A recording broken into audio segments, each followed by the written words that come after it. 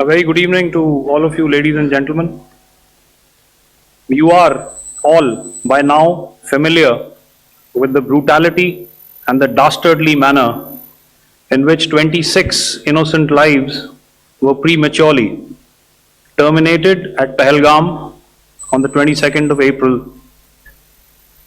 When you combine those horrific scenes that the nation witnessed with numerous other recent terrorist strikes on our armed forces and defenseless civilians, knew that the time had arrived to make yet another compelling statement of our resolve as a nation.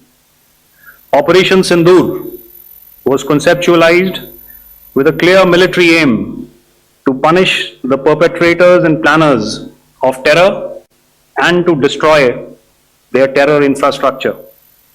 What I do not state here, of course, is the often stated determination of India and its intolerance to terror.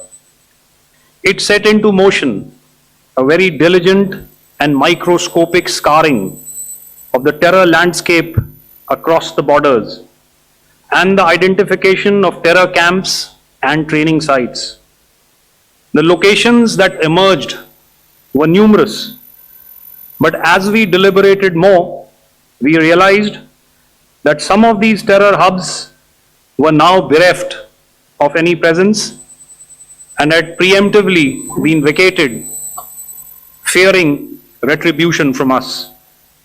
There was also a term of reference and our own binding, self-imposed restriction to target only terrorists and thus prevent collateral damage.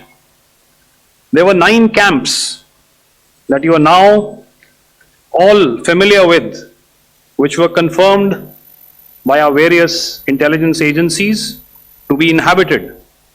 Some of these were in POJK, while there were others that were located in the Punjab province in Pakistan.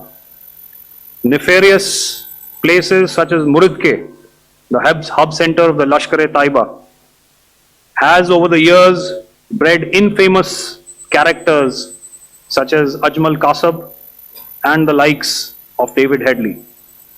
What followed was a careful scrutiny of each of these sinister locations, their layout, configuration, even the type of construction in each structure, and the terrain obtained around these. This was with an obvious intent to deduce and identify the exact vector that was required for their neutralization, as also the eyes in the sky that we would send up to ensure that we brought back evidence that we had indeed targeted what we set out to.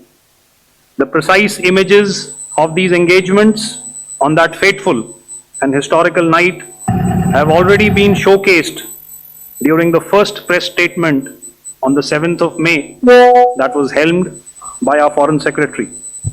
I have no doubt in my mind that we achieved total surprise, and those strikes across those 9 terror hubs left more than 100 terrorists killed, including high-value targets such as Yusuf Azhar, Abdul Malik Rauf, and Mudassir Ahmed that were involved in the hijack of IC-814 and the Pulwama blast. The line of control was also violated soon after by Pakistan, and the erratic and rattled response of our enemy was apparent from the number of civilians, villages, and religious sites such as Gurudwaras that were unfortunately hit by them, leading to a sad loss of lives. The Indian Air Force played a major part in these strikes by engaging some of these camps, and the Indian Navy provided wherewithal in terms of precision munitions. The Indian Air Force obviously had their assets up in the sky, and I will here request Air Marshal Bharti, the Director General of Air Operations, to detail for you the methodology that the men in blue adopted to successfully manifest this mission.